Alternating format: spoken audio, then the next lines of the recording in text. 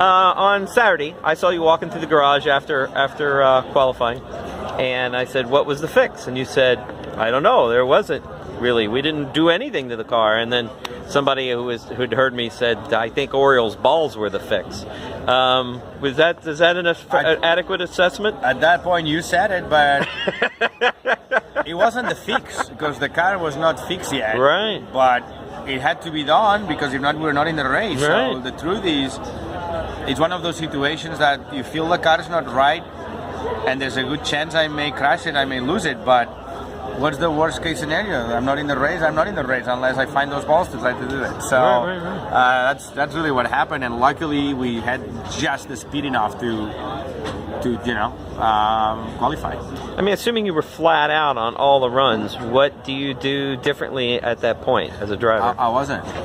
I couldn't be flat. The car was so loose. Right. It was so loose. Right. So it was just a question of finding ways to drive a car that was incredibly loose. Right. I was not even close of being flat. I couldn't. I mean, the Right. car would not handle in the corners, like the speed. Right. So I had to find ways to massage somehow the driving and the car to do 4 laps. Really, that's what it took. Can we expect to see you doing some passing on Sunday? Yes, you can, and it's gonna take that to get to the front and win this thing. And last year I had to do that. Last year I had a very good car actually, but at the beginning of it we went backwards. I went down from 10th to 28, I think. Yeah. And then I ended up passing everyone back to the front. So I already, I did that. I did that last year. What'd you eat for lunch? And the good thing is I'm already starting at the back, so I don't have to do the accordion. I can just go forward from where I am. I cannot tell you that. I think. But at the end of the day, we still didn't know. Sunday, we still didn't know. Okay. Wait, but at the end of the day, Saturday, you did a run. I did a run, still 4% forward. That's why I did 226, 225, 225. I went into the last lap of the last corner, and I've been saying this because it's true. I never came to my head before in my career. I prayed to Firestone. I went into turn 4. I promise you. I don't know why it came to my head. I said, please, Firestone. Please, Firestone. Keep my car off the wall one more corner. Because the rear is just getting worse. It was bottoming still, less, because we kept raising it and taking front wing. So maybe that run was 3%. But we had taken out so much. I went in that corner, please, finish. And I see a 223, and I knew immediately I was going to be in the bubble. But the worst part is now we complete one attempt. By the rules, you cannot touch right heights. You can only change wings. So those last 5 minutes, I was like, well, I may not have time to do another attempt, but if I have time, we may crash because still this is as bad. So I was such a wreck. Like in my head, like from thinking that morning I was going to be top 9, you know? How does this happen? And one day I'll tell you because we ended up finding what it was. And it's unbelievable. Unbelievable. That's a story. Damn it. Okay. Well, thank you. And then you'll tell us. Green.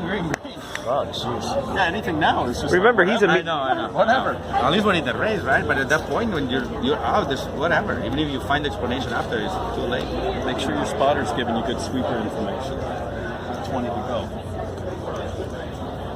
30 to go. That's your move. I hope they start sweeping more. Because the day gets pretty bad. Yeah. This area. Yeah. Especially when it's hot. Yeah. It's hot as shit out there.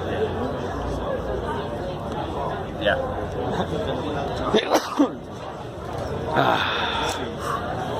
I'll ask them their version. Thanks, buddy. Yeah, exactly. And the night before, Townsend, I was telling him, listen, we're going to be fine, but it doesn't take much to completely look. And I tell him the whole story. Yeah. Roger missed the race this year. Bobby missed the Friday race. night? Yeah. But, we're fine. You're laughing about This race can be dramatic. Maddie experienced drama. Is Jackie coming out? Yeah, it's just in Chicago now. He's going to drive tomorrow with her family. All right, bud. See you. Other than that, how was Giacomo holding up on Saturday? As I said, he's had a chance to experience the whole Indy drama. It's just like from thinking again that we could have made the top 9 to all of a sudden we're not in the race. I'm sure he was thinking, do I get my money back? You know? Is it more relieving almost to just be at least in the field? I mean, so you've been on the front row here to then be like, shoot, I'm that close either way to not be. That's what this race has. Hinch was on pole 2 years ago.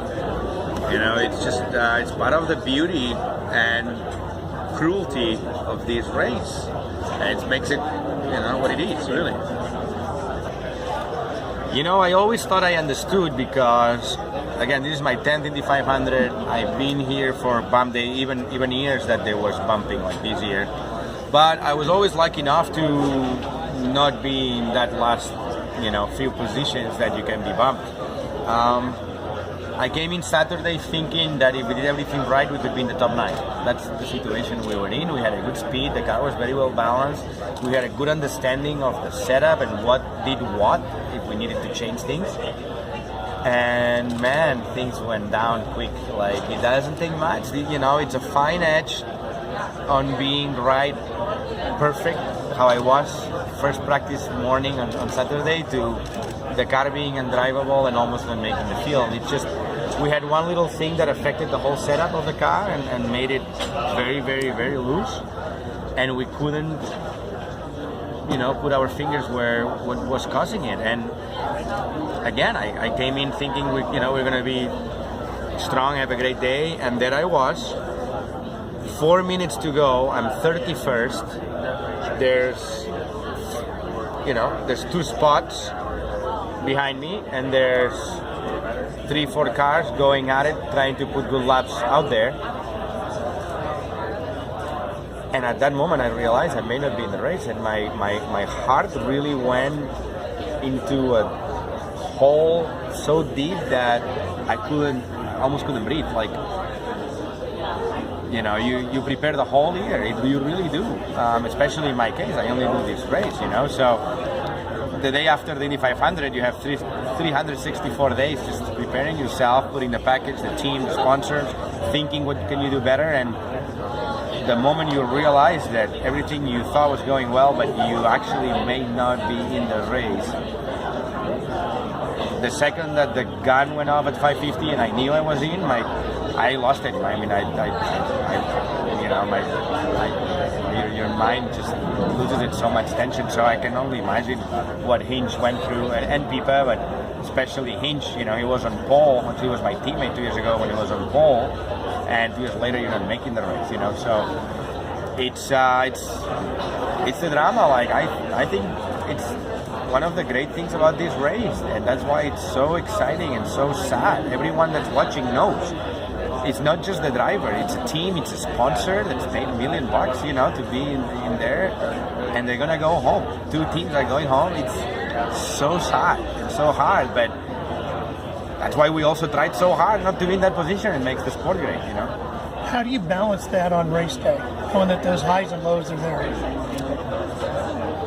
You know, I mean, the truth is, the second you're in the race, you're in the race, and then it's actually a different story. Like, and on bump day, everyone is happy, really reasonably happy, except 2 people, because everyone that's in the race knows that in the 500-mile race, it doesn't really matter where you start, you can win it, especially here.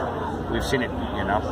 Actually, the year I finished 4th, I was a lap down at one point. So if you're in the race, you have the energy. You have the hope, and the reality is you can win it. You have a chance of winning. The day of the race is the opposite. You have 32 guys that are going to be unhappy and 1 that's going to be happy. So you know going in that you don't expect, you know, a bed of roses.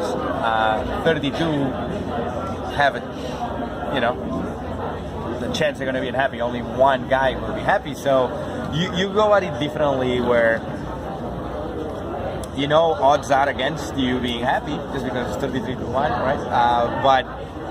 But you're still gonna try your best. So it's kind of a different up and down. It's not like you thought you were getting the chocolate cake for sure, and at the end you didn't. Like on bump day, you thought for sure you were getting dessert that day, and because there were 33 desserts and 35 people. Come on, chances are when I got my cake.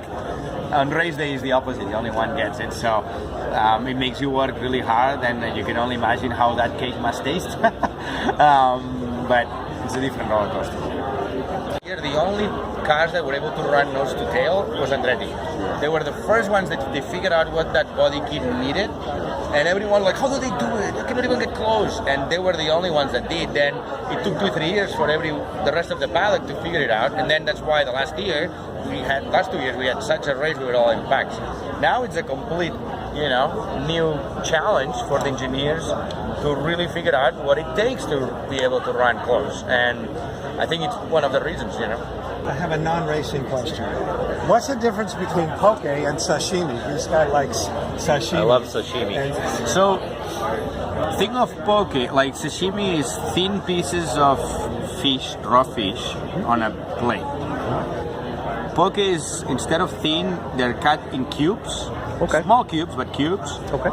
On usually marinates overnight. Basically, poke starts in Hawaii. Okay. The fishermen the parts of the fish close to the bone they couldn't sell, they would cut in pieces and marinate overnight and eat it the next day.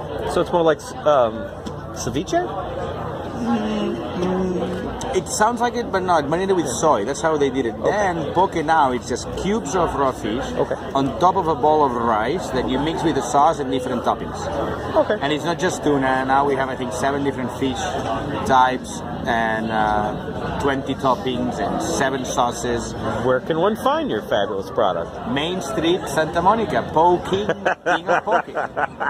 Next time I want to listen. Yeah. So, how does Sevilla get into poke? How did you get into? Well, it? I became good friends with Louis Lee, this friend of mine who owns a sushi place next to where I was living. Okay.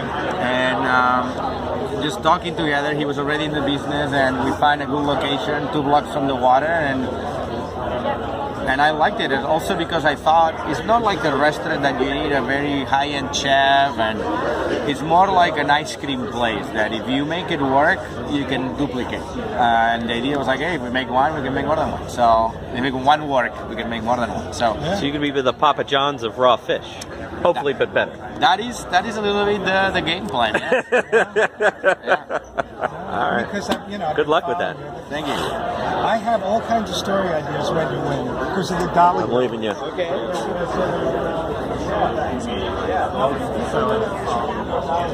Oh, wait a minute. I have another question for you. At the very beginning, now I've said it enough that they recognize the helmet in the face right away. Sure. Yeah. I mean, it's that Portuguese. I mean, it's iconic. Yeah, it is. I know. How did Mike Mills become such an Oriol Servia fan? Who's that? You know what? Thank you. I was lucky to get invited, I think it was 3 years ago, to the Kentucky Derby. Oh, okay. And I live down there. Oh, cool. Yeah. So you know the York sisters that they do the charity, the bridal Eve, I think it's called. And anyway, I don't get invited to those kind of parties, but I was lucky. I was lucky to get invited, and he was also there. Yeah. And we became good friends, and he's come to a couple of Indies. He's coming this year again. Yeah, I got a good picture of him out on the grid last year. Yeah, cool guy. And honestly, I was always a big fan of R.E.M. Sure, me too. There's so many great songs. So yeah, it's cool. It's really cool that we became friends and that he loves racing and he's coming. It's awesome. All right, good luck. All right, thank you.